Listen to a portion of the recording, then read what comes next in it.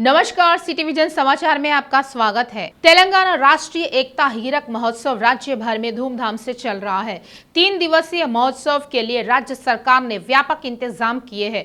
उत्सव के आयोजन में कोई कमी न हो, इसके लिए कार्रवाई की जा रही है। सीएस ने कलेक्टर और एसपी को खुद नजर रखने के आदेश दिए हैं। सचिवालय, विधानसभा और मुख्य चौराहों सहित सभी सरकारी कार्यालयों को बिजली की रोशनी से सजाया गया है। राज्य के हर विधानसभा क्षेत्र में आज से करीब 15,000 लोगों के साथ रैलियां की गई, तेलंगाना एकता की घोषणा की। इन रैलियों में छात्रों, युवाओं और महिलाओं ने बड़े पैमाने पर भाग लिया। इन रैलियों के लिए प्रत्येक जिले को 10,000 राष्ट्रीय ध्वज प्रदान किए गए। तेलंगाना के मुख्यमंत्री ने एक ऐतिहासिक और साहसिक फैसला लिया है। हैदराबाद में नवनिर्मित सचिवालय का नाम संविधान निर्माता डॉक्टर बाबा साहेब अम्बेडकर के नाम पर रखने का निर्णय लिया गया है। सीएम केसीआर ने सीएस सोमेश कुमार को इस संबंध में उचित कदम उठाने का आदेश दिया। सीएम केसीआर ने कहा है कि यह तेलंगाना राज्य के सभी लोगों के लिए गर्व की बात है कि भारत के महान बौद्धिक और सामाजिक दूरदर्शी डॉक्टर BR अम्बेडकर ने राज्य सचिवालय की आधारशिला रखी, जो तेलंगाना का मुख्य प्रशासनिक परिसर है। उन्होंने कहा है कि यह फैसला देश के लिए आदर्श है।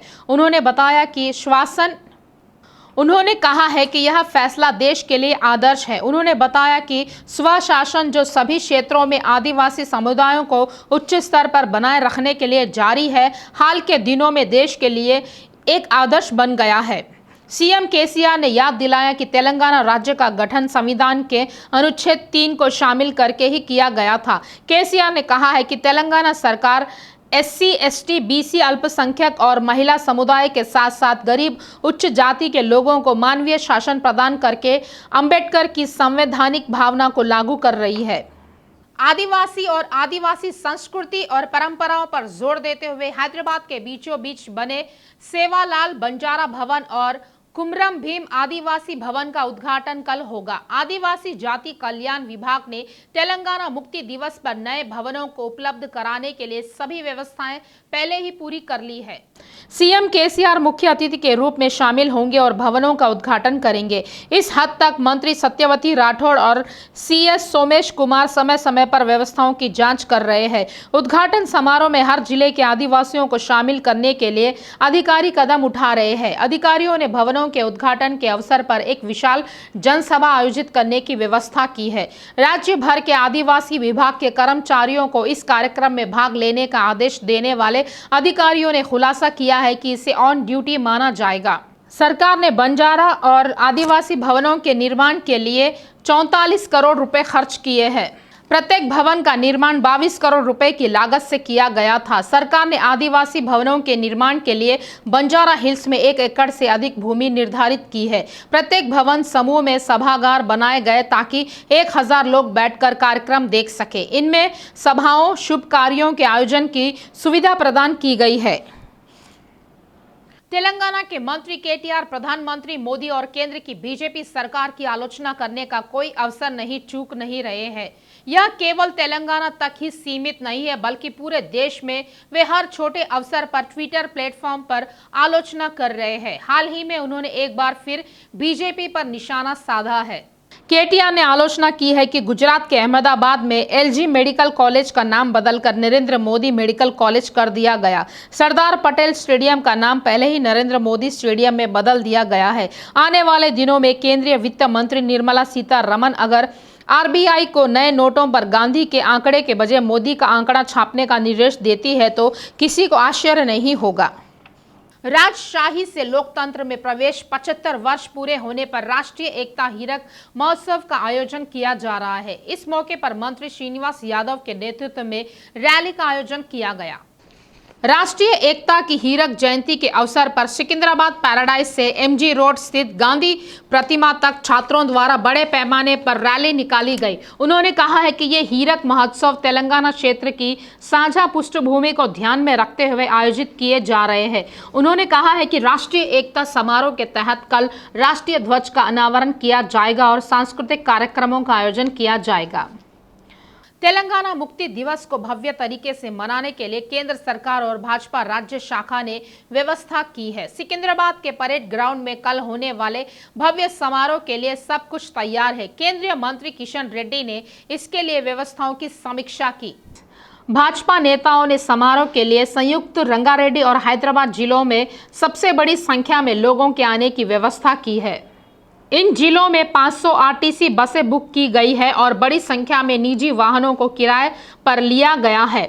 17 तारीख को पूरे राज्य में व्यापक कार्यक्रम आयोजित करने के साथ ही पूरे वर्ष उत्सव को जारी रखने का निर्णय लिया गया है। आने वाली पीढ़ियों को निजाम के शासन के खिलाफ संघर्षों के बारे में जानकारी देने और राजाकारों के अत्याचारों के बारे में बताने के उद्देश्य से कई कार्यक्रम आयोजित किए जाएंगे। इसके तहत सितंबर के महत्व पर छात्रों के लिए निबंध लेखन और वक्तृत्व प्रतियोगिताएं आयोजित की जाएंगी। 17 सेनानियों को सम्मान किया जाएगा। केंद्र सरकार ने हैदराबाद शहर में तेलंगाना मुक्ति समारोह आयोजित करने का फैसला किया है। इसी सिलसिले में केंद्रीय गृह मंत्री अमित शाह आज राजधानी आएंगे। केंद्रीय गृह मंत्री अमित शाह के शहर के दौरे के कार्यक्रम को अंतिम रूप दे दिया गया है। 17 सितंबर को तेलंगाना मुक्ति समारोह में शामिल होने के लिए अमित शाह आज रात 9:50 पर शहर आएंगे। 17 परेड ग्राउंड में आयोजित समारोह में हिस्सा लेंगे। बैठक के बाद वह हरिता प्लाजा में भाजपा की राज्य कोर कमेटी से मुलाकात करेंगे। कांग्रेस में स्थिति सिर मुड़ाते ओले पड़े जैसी हो गई है। हाल ही में कांग्रेस में एक नया विवाद खड़ा हो गया है। तेलंगाना में मां की मूर्ति को लेकर विवाद खड़ा हो गया है। नतीजा यह हुआ कि पूरा मैदान 2 भागों में बंट गया। तेलंगाना तल्ली की नई डिजाइन की गई प्रतिमा के अनावरण को एक गुट ने जहां खारिज कर दिया, वहीं समर्थन में एक और गुट बना है। तेलंगाना तल्ली की नई प्रतिमा पर वरिष्ठों ने आपत्ति जताई है। टीपीसीसी प्रमुख रेवंत कल नई प्रतिमा का अनावरण करने की योजना बना रहे हैं। सीनियर रेवंत पर इस बात के लिए दबाव डाल रहे हैं कि किसी भी हाल में ऐसा ना हो। विधायक केपी विवेकानंद ने तेलंगाना राष्ट्रीय एकता हीरक महोत्सव के तहत कुतबुल्लापुर में रैली की शुरुआत की। रैली में 2000 से अधिक लोगों ने भाग लिया। इस रैली में बड़ी संख्या में छात्रों, अधिकारियों और जनप्रतिनिधियों ने भाग लिया। रैली के बाद सभा का आयोजन किया गया। इस बैठक में 2000 से अधिक लोग शामिल हुए। इसी तरह प्रसिद्ध गायिका पर्णिका मान्या और साहिती छंगंती भी उपस्थित थी और उन्होंने सभी का मनोरंजन किया। उन्होंने विधायक विवेकानंद के साथ नाचा और गाया।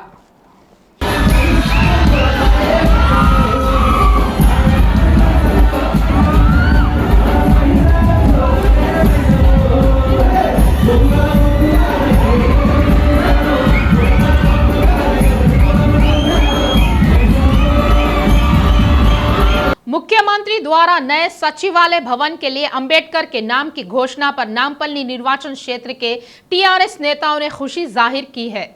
टीआरएस नेताओं ने मल्लेपल्ली चौराहे पर सीएम केसीआर के तेल चित्र का दुग्धाभिषेक किया। इस कार्यक्रम में एमएलसी प्रभाकर, विधायक आनंद गौड़ सहित अन्य ने भाग लिया। केसीआर ने तेलंगाना सचिवालय को अंबेडकर के नाम की घोषणा के बाद उप्पल के चिल्का नगर में केसीआर के तेल चित्र का दुग्धाभिषेक किया गया। इस कार्यक्रम का आयोजन चिल्का नगर मंडल की पार्षद बन्नाला गीता प्रवीण ने किया। पार्षद गीता प्रवीण ने कहा है कि दलितों के जीवन को दलित बंधु योजना से खुशी भरने वाले केसीआर ने अंबेडकर के नाम पर सचिवालय का नाम रखकर उन्होंने एक बार फिर उनके प्रति अपना प्यार दिखाया। उन्होंने संसद का नाम अंबेडकर के नाम पर रखने की भी मांग की। उन्होंने कहा है कि केसीआर के नेतृत्व में तेलंगाना के सभी सेक्टर विकास के नाम पर चलेंगे। कक्षा में पाठ देते समय यदि सेल फोन की घंटी बजती है तो यह उन शिक्षकों के लिए एक चेतावनी है जिन्हें उठाने और बात करने की आदत है। सरकार ने साफ कर दिया है कि अब से कोई भी शिक्षक कक्षा में सेल फोन का इस्तेमाल नहीं करेगा। उन्होंने कहा है कि यह बात छात्रों पर भी लागू होगी। कोई भी बच्चा कक्षा में सेल फोन लेकर न आए। स्कूल शिक्षा आयुक्त देवसेना ने इस संबंध में जिला शिक्षा अधिकारियों को स्पष्ट निर्देश जारी किए हैं। आदेश में स्पष्ट किया गया है कि कार्यान्वयन की जिम्मेदारी प्राचार्यों की है। यह प्राथमिक विद्यालयों, उच्च विद्यालयों, KG-BV और TS मॉडल स्कूल पर लागू होता है। कक्षाएं शुरू होने से पहले सभी शिक्षकों को अपने सेलफोन प्रिंसिपल के पास जमा करने होंगे। कक्षाएं समाप्त होने के बाद प्रधानाध्यापक को फोन छात्रों को सौंप देना चाहिए। इन आदेशों को सख्ती से लागू करने की चेतावनी जारी की गई है, अन्यथा उचित कार्रवाई की जाएगी। गच्चीबौली के गोल्फ एस अपार्टमेंट में स्विगी के डिलीवरी बॉय द्वारा चाकू मारे जाने के बाद शेफ आदित्य की मौत हो गई। निम्स में एक सप्ताह तक इलाज कराने के बाद आज उसका निधन हो गया। भोजन वितरण में देरी के कारण शेफ आदित्य और स्विगी के डिलीवरी बॉय में बहस हो गई। जैसे ही कहासुनी बढ़ गई, शेफ आदित्य को स्विगी के डिलीवरी बॉय ने चाकू मार दिया है। पुलिस ने स्विगी के डिलीवरी बॉय को हिरासत में ले लिया है। इस पर जांच कराई गई। ईडी ने दिल्ली शराब घोटाले में जांच तेज कर दी है। आज 5 राज्यों में 40 स्थानों पर एक साथ तलाशी ली गई। मालूम हो कि इस मामले में दोनों तेलुगु राज्यों ने नेताओं के नाम भी सुनने को मिल रहे हैं। वहीं अकेले हैदराबाद में 20 जगहों पर तलाशी ली गई। ईडी ने जयभैरी, विहसलिंग कोट, साउथ ब्लॉक, रायदुर्गम में रहने वाले कारोबारी अभिनय रेड्डी के घर की तलाशी ली गई। आंध्र प्रदेश के नेल्लोर के साथ साथ कर्नाटक, तमिलनाडु और दिल्ली में भी छापेमारी की जा रही है। शराब कारोबारियों, वितरकों और सप्लाई चेन नेटवर्क को निशाना बनाने के लिए छापेमारी जारी है। दूसरी ओर उल्लेखनीय है कि यह दूसरी बार है जब ईडी देश भर में छापेमारी कर रहा है। तेलुगु फिल्म इंडस्ट्री के सभी कामगारों के वेतन में बढ़ोतरी हुई है। हालांकि वेतन वृद्धि को लेकर फैसला बुधवार को ही हो गया था, लेकिन गुरुवार को बढ़ोतरी की राशि और इसे कब से लागू किया जाएगा, इसे लेकर अहम फैसला लिया गया। फिल्म कर्मचारियों के वेतन में वृद्धि पर फिल्म चैम्बर, फिल्म फेडरेशन और प्रोड्यूसर्स काउंसिल ने संयुक्त बयान दिया है। इस घोषणा के साथ ही बड़ी फिल्मों में काम करने वाले कर्मचारियों के वेतन में 30% की बढ़ोतरी हो जाएगी। वहीं छोटी फिल्मों के लिए काम करने वाले श्रमिकों के वेतन में 15% की वृद्धि होगी। सबसे बड़ी फिल्म कौन सी है? फिल्म व्यापार परिषद और कर्मचारी संघ की एक समिति तय करेगी कि कौन सी छोटी फिल्म है। बढ़ा हुआ वेतन इसी साल 1 जुलाई से लागू किया जाएगा। नतीजतन श्रमिकों को बकाया राशि प्राप्त करने के भी अवसर है। नया निश्चित वेतन 30 जून 2025 तक प्रभावी रहेगा। देश में कोरोना का फैलाव स्थिर है। पिछले 24 घंटों में 6,268 नए मामले सामने आए हैं। वहीं 5,916 लोग कोरोना से ठीक हो चुके हैं। नए दर्ज मामले उन लोगों की तुलना में अधिक है जो कोरोना से ठीक हो रहे हैं। देश में फिलहाल 46,738 एक्टिव केस है। अब तक 4,39,45,756 लोग कोरोना से ठीक हो चुके हैं। 5,28,273 लोगों की मौत हो चुकी है। वर्तमान में देश में दैनिक सकारात्मक दर 1.89%, सक्रिय दर 0.10%, स्वस्थ होने की दर 98.71% और मृत्यु दर 1.19% है। बाहुबली द बिगिनिंग और बाहुबली द कंक्लूजन में तेलुगु सिनेमा की ताकत दुनिया को दिखाने वाले दिग्गज निदेशक SS राजमौली ने RRR के साथ टॉलीवुड की प्रसिद्धि को एक और ऊंचाई पर पहुंचा दिया है।